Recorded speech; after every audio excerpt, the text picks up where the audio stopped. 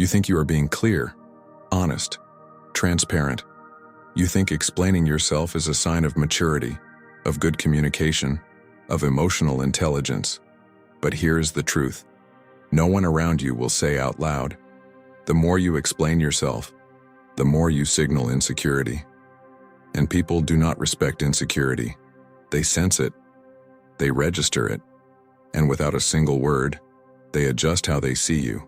Today you will discover the hidden psychological reason behind this pattern, the 5 behaviors almost everyone lives without realizing, and the exact protocol to break them permanently. Stay until the end, because the final part of this video contains something that will fundamentally change how you carry yourself, forever. Part 1. The hidden signal you do not see. Here is where it begins. When you explain yourself without being asked, you are not clarifying. You are signaling fear. Read that again. When no one questioned you, when no one challenged you, when no one asked for an explanation and you gave one anyway, you did not demonstrate honesty. You demonstrated that you were afraid of what someone might think. And here is why this matters more than most people realize. Communication is never just words.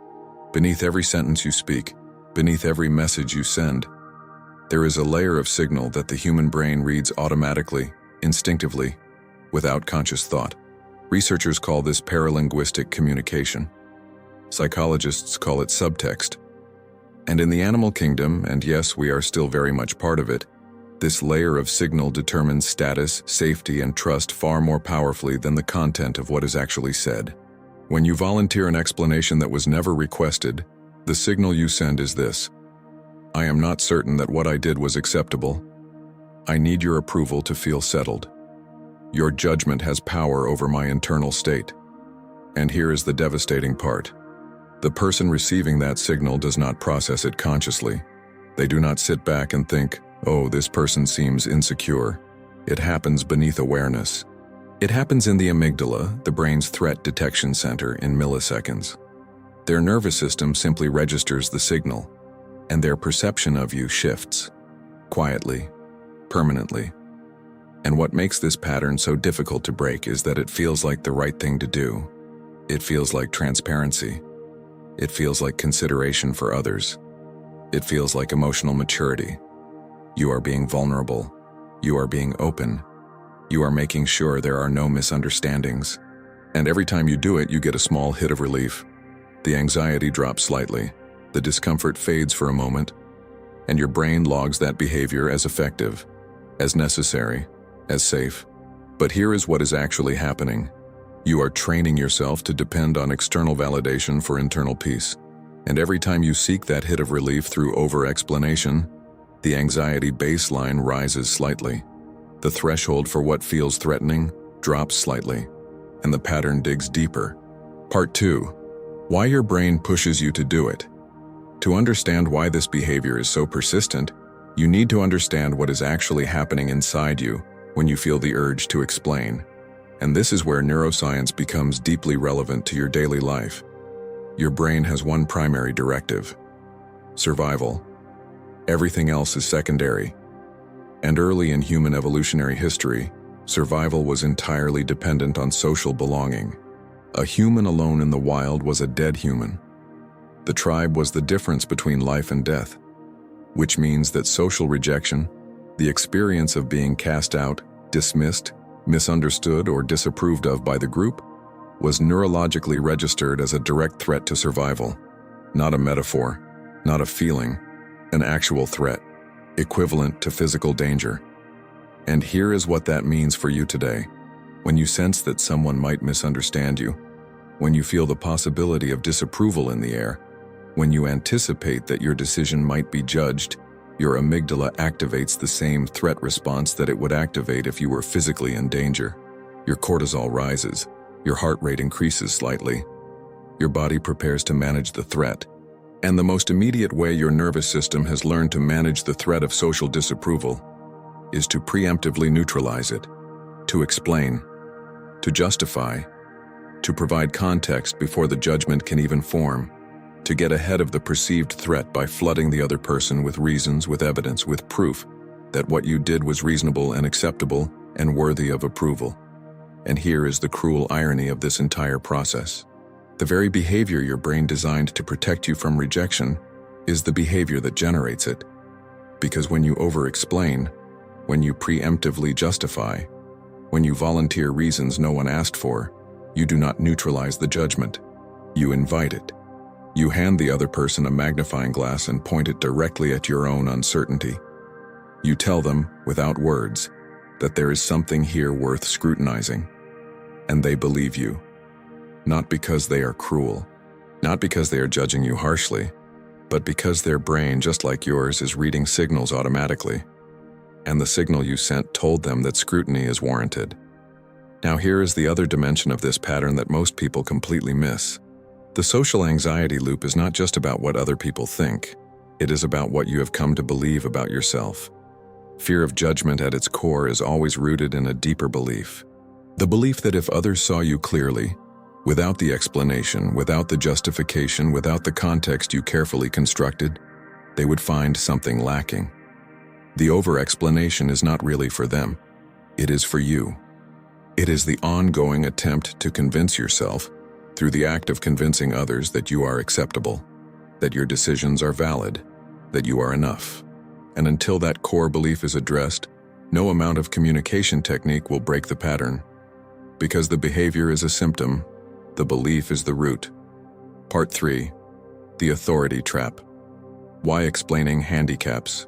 Let us talk about authority.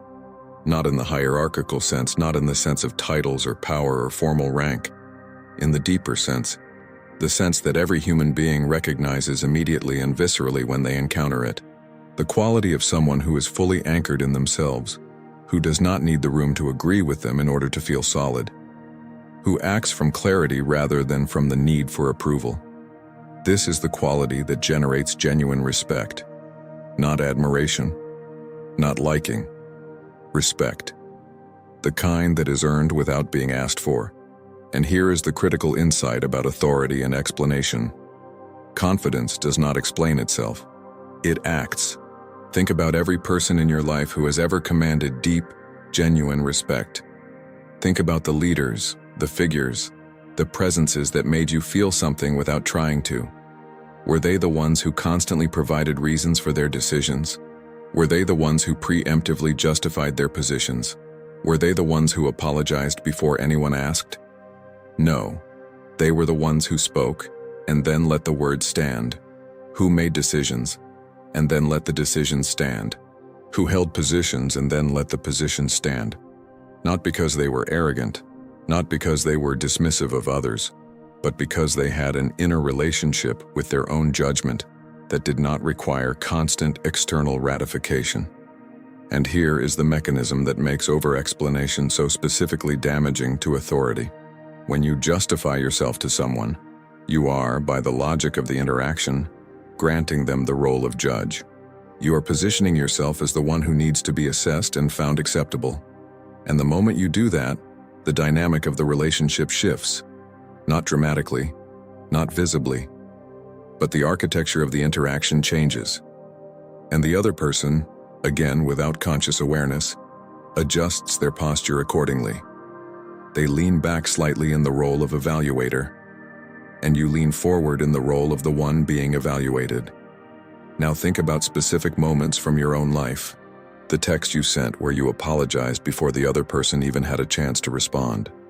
The meeting where you over-explained your reasoning to a manager who had not challenged you. The conversation with a friend where you justified a decision 3 times, each justification slightly more elaborate than the last. In every one of those moments, what did you actually communicate?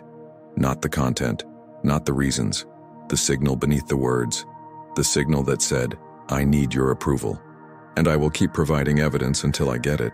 And what happened in the dynamic of those relationships after those moments? If you are honest with yourself, something shifted. The other person held slightly more weight, and you held slightly less, not because they took it, but because you handed it over. Words, particularly unsolicited explanatory words, transfer relational authority from the speaker to the listener. Every explanation you offer without being asked is a small transfer of power. And over time, in repeated interactions, those transfers accumulate, and the dynamic of the relationship is quietly, incrementally reshaped. Part 4. The 5 weakness signals. Now we arrive at the specific behaviors. The 5 patterns that are so deeply embedded, so normalized, so widely practiced, that most people engage in them every single day without a moment of recognition. And when you see them, really see them, something in you will shift. Because recognition is always the beginning of change. The first signal: you apologize before anyone asks. Someone has not yet responded. Nothing has been said. No displeasure has been expressed. And yet you begin with sorry. Sorry to bother you. Sorry this is long. Sorry if this comes across wrong. The preemptive apology. And here is what this communicates at the signal level. I already believe I am an imposition. I already believe that my presence, my need, my communication is likely to be unwelcome. And I am managing your potential disapproval before you have even formed it. The apology, in this context, is not politeness. It is the public confession of a private belief. The belief that you are too much, or not enough, depending on the day. And every time you perform this preemptive apology, you reinforce that belief in yourself, and you broadcast it to everyone around you. The second signal: you qualify every decision twice. You make a choice, a clear, considered, reasonable choice. And then, without being challenged, you immediately begin to hedge it.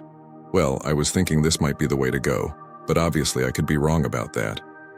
Or, I decided to take this approach, though I know there are other ways to look at it. The double qualification. The instinctive softening of your own position before anyone pushes back. And what this communicates is this: I do not fully trust my own judgment.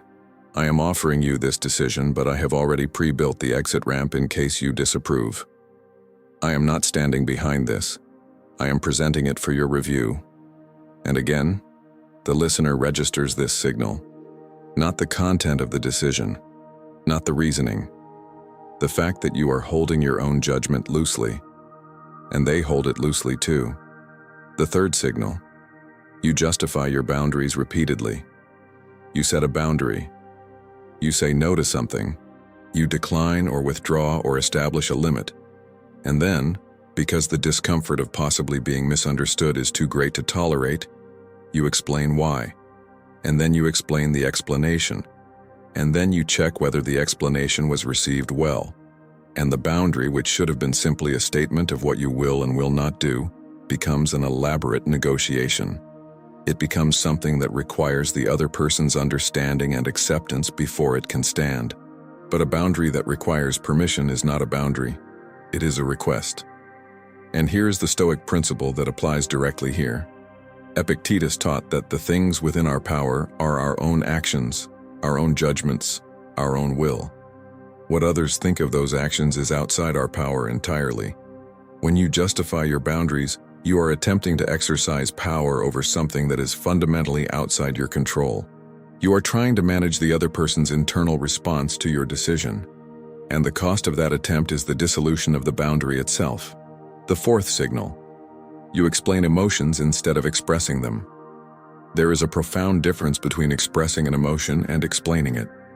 Expressing an emotion sounds like this: I am not available for that conversation right now. Explaining an emotion sounds like this: I am feeling a bit overwhelmed at the moment, which I think is probably because of everything that has been happening lately.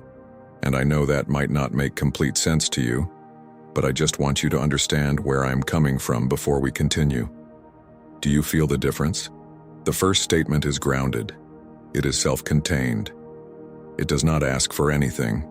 The second is an elaborate bid for understanding, for validation, for the other person to approve of the internal state before it is permitted to be real. And what makes this pattern particularly insidious is that it is so often praised. We call it emotional intelligence. We call it vulnerability. We call it sharing. But there is a version of emotional sharing that is genuinely connecting, and there is a version that is anxious seeking of approval for one's own inner life. And learning to tell the difference is one of the most important emotional skills a person can develop. The fifth signal: you assume others think the worst. before the conversation has happened, before the message has been read, before the meeting has taken place. You have already constructed an imaginary version of the other person's judgment, and it is always harsher than reality, always more critical, always more disapproving, and you shape your communication around managing that imaginary judgment rather than engaging with the actual person in front of you. This is the pattern psychologists call mind reading, and it is one of the most corrosive cognitive habits in human social behavior. Because you are not responding to what is actually happening. You are responding to a story your anxiety has written about what might happen, and the communication that results from that response carries all the hedging, all the preemption, all the over-explanation of someone who is managing a threat, not engaging a person. And here is the collective truth about all 5 of these signals. They are not character flaws. They are not signs of weakness in any deep or fixed sense. They are learned responses. They were strategies that made sense in some earlier context, some earlier relationship, some earlier environment, where managing the judgment of others genuinely did matter for safety, for belonging, for survival. But they have outlived their usefulness, and they are now costing you something that is extraordinarily difficult to recover once it is lost. The natural respect that comes from someone who is fully present in themselves. Part 5. What happens when you stop? Let us talk about the other side. Because everything so far has been about the problem, the mechanism, the patterns. And there is a risk in focusing so heavily on what is not working, of losing sight of what becomes possible when it is addressed. So let us be concrete. Let us talk about the actual transformation that occurs when a person genuinely interrupts this pattern, not as an aspiration, as a description of what actually happens. The first thing you notice is that other people begin to listen differently, not because you said anything more impressive, not because your ideas suddenly became better, but because the signal beneath your words changed. When you stop over-explaining, when you stop preemptively apologizing, when you stop qualifying your own position before anyone challenges it, your words carry a different weight. There is a stillness in them, a settledness, and the human nervous system recognizes settled. It recognizes grounded, and it responds accordingly. People lean in slightly, they give your words more space. They do not rush to fill the pause after you speak, because the pause does not feel anxious, it feels considered. The second thing that happens is internal, and it is perhaps the most significant. Your mental space clears. One of the most underestimated costs of chronic over-explanation is the cognitive load it generates. When you are constantly monitoring how your words are being received, constantly constructing justifications, constantly anticipating judgment and building preemptive defenses, you are running an enormous amount of background processing, and that processing consumes energy. It consumes attention. It consumes the mental space that you need for genuine clarity, for genuine creativity, for genuine presence. When you stop, that space opens up. And what fills it is not emptiness. It is your own clarity, your own perspective, your own voice, unmediated by the constant anxiety of what others might think. The third shift is in your relationship with your own decisions. When you no longer need to justify your choices to others in order to feel settled about them, you develop a different relationship with your own judgment. You begin to trust it, not because it is always right, not because you become rigid or closed to input, but because you stop outsourcing the validation of your own thinking to other people's reactions. You make a decision. You stand in it. If information comes that genuinely changes the picture, you revise it. But you revise it because the evidence warrants revision, not because someone seemed displeased. And this is a fundamentally different and fundamentally healthier relationship with your own mind. The fourth shift is in your anxiety baseline. This is perhaps the most counterintuitive part. Because if you have lived with the over-explanation pattern for a long time, stopping it will initially feel more anxious, not less. The urge to explain will arise, and you will not act on it, and the anxiety will spike before it subsides. This is normal. This is the nervous system recalibrating. But over time, as the recalibration happens, the baseline settles lower. Because you are no longer spending enormous amounts of energy on the ongoing attempt to control what is fundamentally uncontrollable. What other people think, what other people feel, whether other people approve. You release that project, and the energy that was devoted to it becomes available for things you actually can influence. Your actions, your presence, your life. And here is where the Stoics are not merely philosophical tradition.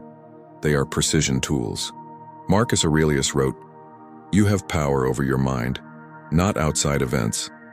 Realize this and you will find strength." This is not motivational language. This is an operational principle. The locus of your energy determines the quality of your life.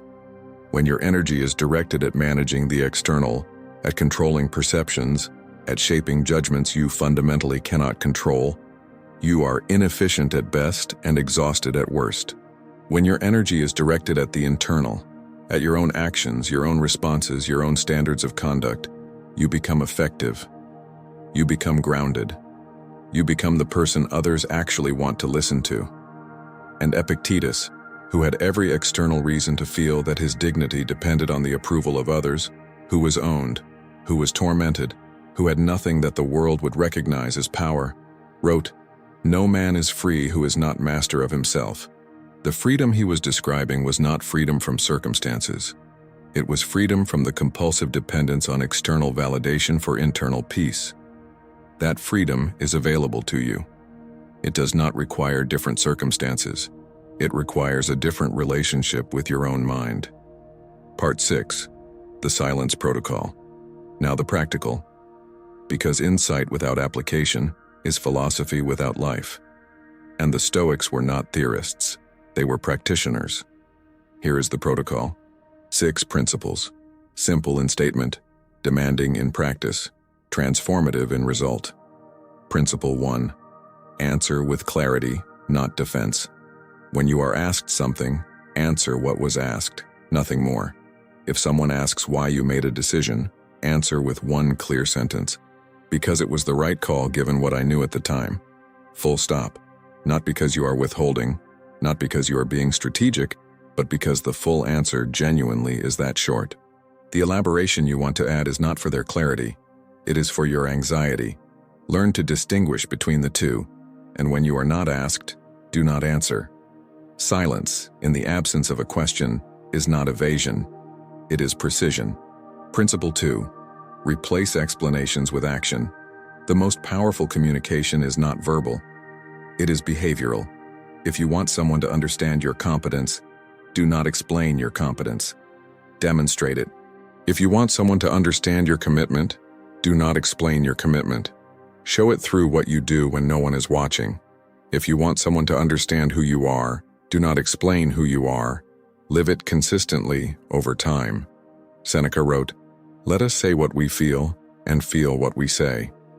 The alignment between inner state and outer action is the foundation of integrity, and integrity communicates more powerfully than any number of explanatory words. Principle 3. Use short statements. Train yourself to complete sentences earlier than you currently do. This is a physical practice. It is uncomfortable at first. You will finish a sentence and feel the pull to continue, to add, to qualify, to ensure the message landed correctly. And you will stay with that discomfort instead. You will let the sentence stand alone. You will tolerate the pause that follows. And you will notice that the pause does not destroy the interaction. It gives it gravity. Short statements carry more weight than long ones. Not because brevity is clever, but because every additional word after the essential sentence is a signal of anxiety, and shorter signals, less anxiety. Every time. Principle 4. Trust your own decisions publicly. This means that when you make a choice, you carry it with the same confidence in public that you feel in private when you know you have thought it through. If you would not interrogate yourself about this decision at 3 in the morning, do not interrogate yourself about it in front of other people. The decision is made. Stand in it. If it needs revision, revise it. But revise it because the evidence warrants revision, not because someone frowned. Principle 5. Respond with, "Because I chose it." This is the phrase that changes the architecture of a conversation immediately. When someone asks why you did something and the true answer is simply that you considered your options and made a judgment call, the honest, complete, and fully sufficient answer is, because I chose it. Not dismissive, not arrogant, simply accurate. And what it signals is this: my decisions come from my own judgment. I am accountable for them, and I do not need your approval for them to stand. This is, in practice, one of the most powerful phrases available to a person who is reclaiming their own authority.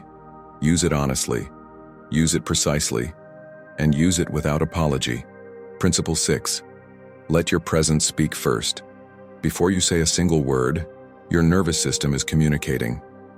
The way you enter a room, the quality of your stillness, the pace of your breathing, the steadiness of your gaze. These are all broadcasting a signal continuously. And the work of this protocol is not ultimately about the words you choose. It is about the state you are in when you choose them. When your nervous system is calm, when you are not managing the anxiety of potential judgment, when you are simply present in yourself without the ongoing background project of seeking approval. Your presence communicates something that no explanation can replicate: solidity, trustworthiness, authority in the deepest sense. And the way to cultivate that state is through practice. Daily, consistent, unglamorous. The practice of noticing when the urge to explain arises and staying with the discomfort of not acting on it. The practice of tolerating other people's silence without filling it. The practice of letting your decisions stand without defense. The practice of being misunderstood occasionally and discovering, perhaps for the first time, that you survive it completely intact. Your presence does not need defense. It needs calm conviction. You were never required to justify yourself into acceptability. You were never required to explain yourself into worth. The approval you have been seeking through your words was never going to give you what you were actually looking for. Because what you were actually looking for is already yours. You had it before anyone ever asked for an explanation. You will have it long after the last conversation ends. And the moment you stop reaching for it outside yourself is the moment you find it exactly where it has always been. This is the Stoic equilibrium. Reason as a way of life, virtue as strength, and discipline as the path. See you in the next video.